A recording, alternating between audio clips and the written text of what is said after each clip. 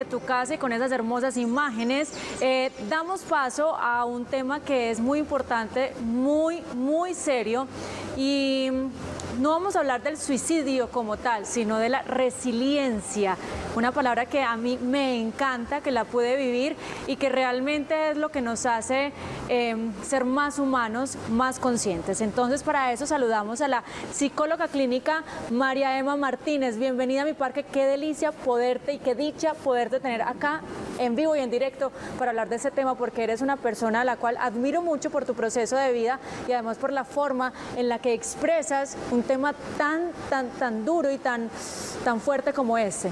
Muchísimas gracias, Manuela, a ti, a Cristian. Qué rico estar aquí por fin, como físicamente habíamos estado invitados, pero virtual. Y bueno, la vida ya nos permite estar por aquí.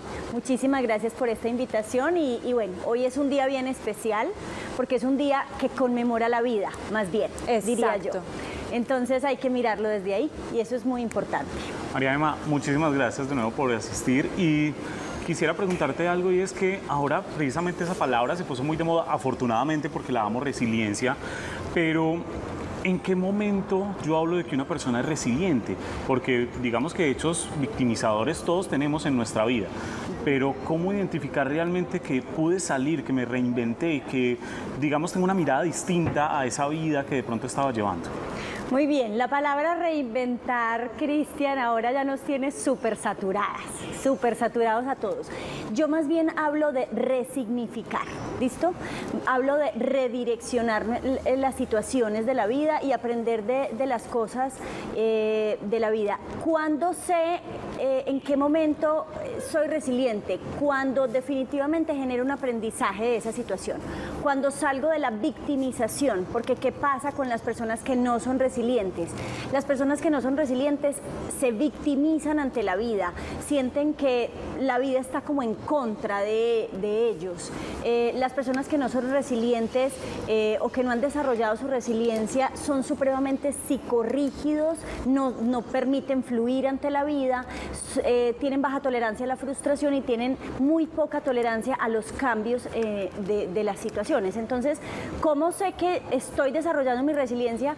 Cuando genero finalmente un aprendizaje de una situación límite, como la llamo yo, límite o extrema en los seres humanos. Muy bien, hoy estamos hablando de prevención del suicidio, es el Día Internacional, prevención.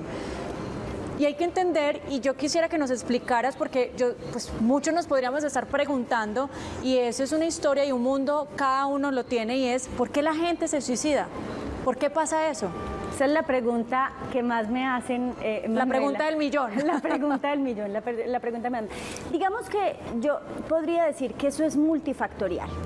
La OMS, Medicina Legal, digamos que tiene unas estadísticas y digamos que tiene unas causas. Pero yo, María Emma Martínez, después de haber vivido el suicidio de mi hijo hace 6 años, mi hijo de 17 años, y después de estudiar este tema durante tanto tiempo y acompañar personas, encontré 3 razones. 1, porque los seres humanos no estamos desarrollando las estrategias internas para enfrentar las situaciones de la vida. Como decías ahorita, Manuela, Cristian, el bullying ha existido toda la vida, los fracasos amorosos han existido toda la vida, los fracasos económicos han existido desde que existe el ser humano. Entonces el problema no es lo que pasa, sino cómo enfrento, qué estrategias internas tengo para interpretar, para asumir eso que pasa. Entonces ese es el punto número 1. El punto número 2 es la falta de fe o de certeza.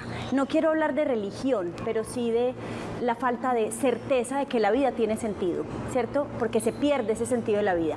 Y lo tercero, definitivamente me parece a mí, desde mi punto de vista, que los seres humanos estamos poniendo el sentido de la vida afuera de nosotros y no adentro. Dios. 3 puntos importantes. También hay algo que es muy complejo, y es el tema también de trasladar la responsabilidad. Muchas de estas personas que digamos como que están contemplándolo, no digamos pues de los que ya tomaron la decisión, ni mucho menos de los que lo hicieron, pero trasladan la responsabilidad de por ejemplo, en una pareja, si usted me deja, yo voy a hacer tal cosa, o si me despiden entonces, o cómo logro hacerme responsable de mis actos y saber que esa felicidad es mía, como tú decías, no tirarla afuera, sino llevarla y buscarla en mi interior. Acabas de decir una cosa súper importante, Cristian, y aquí introduzco una teoría que yo desarrollé. Los seres humanos ante un evento límite tenemos dos opciones, o caminamos por el dolor o caminamos por el sufrimiento. En el sufrimiento hay victimización y pongo la responsabilidad fuera de mí. En el dolor, entonces asumo la responsabilidad. Por tenerle miedo a caminar por el dolor, nos sumergimos en el sufrimiento sin darnos cuenta. Entonces, ¿qué tenemos que hacer?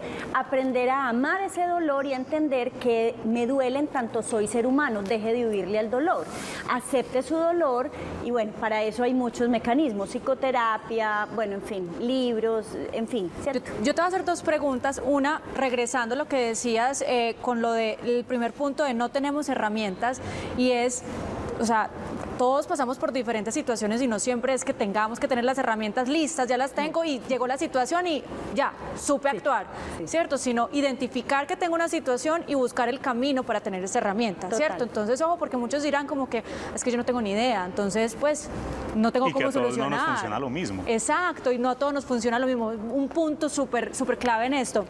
Y el otro era, ¿cómo puedo identificar esas alarmas o esos síntomas o esas pequeñas alzaditas de mano que están haciendo las personas para decir, sí, tengo pensamientos suicidas, sí, me está pasando esto y que muchas veces el entorno no los identifica porque tampoco buscamos eso y tenemos que entender que hace parte y más después de pasar de una pandemia, de tener pasar una pandemia, no, seguimos en la pandemia, pero de pasar una cuarentena de 6 meses donde en este momento estamos saliendo y estamos viendo muchos conflictos, estamos viendo muchas matanzas, estamos viendo muchas reacciones del ser humano y hablemos aquí precisamente de Colombia donde decimos, pero ¿qué le está pasando a la gente?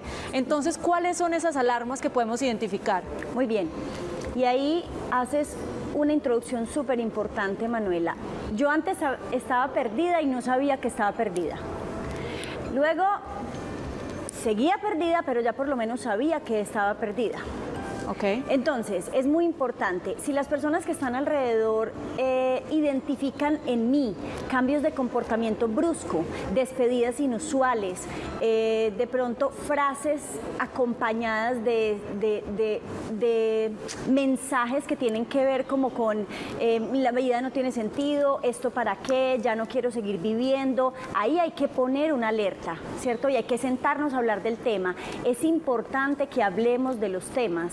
Y cuando yo identifico que estoy en una situación de peligro o que tengo ideación suicida, bueno, yo diría que el 80% de los seres humanos en algún momento hemos dicho o hemos pensado, ay, qué pereza la vida, yo me quisiera morir. Pero el hecho de que tenga ese pensamiento en algún momento de la vida no quiere decir que tenga una ideación suicida. Entonces es importante que entendamos eso. Entonces, cambios bruscos en el comportamiento, Manuela, para responder tu pregunta. Estar sometido a situaciones límite o extremas, por ejemplo, la muerte de alguien, esta pandemia, esta cuarentena, perdón, cuando no desarrollamos esas estrategias internas y eso nos alerta. Hablar del tema es muy importante, le tenemos mucho miedo a eso, pero es muy importante que aprendamos a hablar de estos temas y que conversemos. El conocimiento de mi pareja, de mis hijos, también es muy importante. Yo quiero, y no quiero que, bueno, se nos va acabando el tiempo, pero hay algo muy importante y es como familiar qué hacer también, porque creo que el acompañamiento es un factor supremamente importante también, pero no sé cómo abordarlo. Además, porque me da miedo. Exacto, pues te estoy invadiendo, te estoy... no puedo llegar hasta cierto punto y tampoco me puedo hacer la loca con la situación. Exacto, eso es o sea, como muy bien. ¿Esto será verdad o no? Sí. ¿Si lo va a hacer o no? ¿Lo está payaseando? O sea, como... Sí, mira, en intenciones suicidas han habido personas que llegan hasta 13 veces. Entonces, no paramos bolas porque eso es una llamada de atención, me está llamando la atención y no ponemos atención en eso y finalmente la persona lo logra o lo hace, ¿sí? Lo comete. Entonces, digamos que es muy importante no alarmarnos con todo, pero tampoco dejar pasar las cosas desapercibidas. Ustedes, los que somos papás, ¿sí?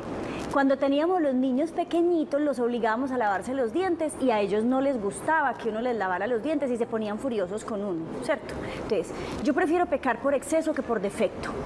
Si yo veo un comportamiento extraño en un hijo, en un papá, en un hermano, yo prefiero abordarlo, así se ponga bravo conmigo y decirle, ven, ¿te está pasando alguna cosa? ¿Te puedo ayudar en algo? Por lo menos abrir la puerta para el diálogo. Miren, en la historia nos han demostrado que el simplemente expresar las emociones es un ejercicio sanador. A veces no necesitamos ni siquiera que nos resuelvan el problema, necesitamos simplemente expresarlo. A través de la escritura, a través de sentarnos al frente de otra persona y contárselo, eso es sanador. Entonces, posiblemente usted no tenga estrategias para acompañar a un ser humano porque usted no es psicólogo, pero sí puedes escuchar. Simplemente escucha. Entonces, cuando hay una persona que está en riesgo o le ves comportamientos extraños, acércate a esa persona y ábrele la puerta para que esa persona venga y hable contigo. No le cierre la puerta, porque eso es muy importante y a veces ni siquiera somos capaces de abrirle la puerta a esa persona. Es que me da miedo, enfrentemos ese miedo. Y es preferible pecar por exceso que por defecto. El día de mañana comete el suicidio y usted va a tener que ir donde el psicólogo a trabajar su culpa. Dios. Bueno, ahí tenemos a una gran profesional, todos los que la quieran seguir, @MariaEmmaMartínez, psicóloga clínica. Muchísimas gracias por acompañarnos en este día tan especial para hablar de la vida. Así es, muchísimas gracias a ustedes. Recordemos que la resiliencia se puede desarrollar y que la vida tiene sentido. Lo imperdonable es no perdonar. Y no perdonarnos. Muchas gracias y que Dios los bendiga. Amén, qué bonito mensaje. Y con eso nos vamos a una pequeña pausa y regresamos con más. Gracias, María Emma. A ustedes.